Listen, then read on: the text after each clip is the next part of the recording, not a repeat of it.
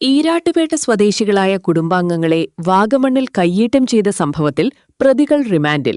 ഹൈക്കോടതി മുൻകൂർ ജാമ്യം തള്ളിയതിനെ തുടർന്ന് പോലീസ് സ്റ്റേഷനിൽ ഹാജരായ പ്രതികൾക്ക് പീരുമേട് കോടതി ജാമ്യം നൽകിയിരുന്നു.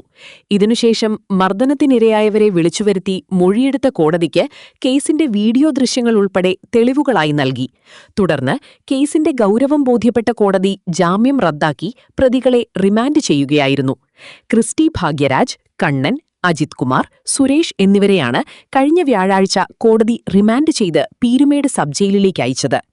മെയ് 24-നായിരുന്നു കേസിനാസ്പദമായ സംഭവം നടന്നത്.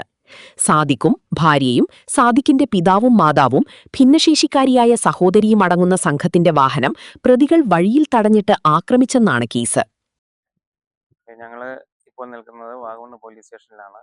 2 മാസം മുമ്പ് ഞങ്ങളെ ഒരു ഫാമിലി ആക്രമിച്ച കേസുമായി ബന്ധപ്പെട്ട് അന്വേഷിക്കാൻ വേണ്ടി വന്നതാണ്. നിലവിൽ പ്രതികളെല്ലാം 5 ദിവസമായിട്ട് ആയതായിട്ടാണ് പോലീസ് സ്റ്റേഷനിൽ നിന്ന് അറിയാൻ കഴിഞ്ഞത്.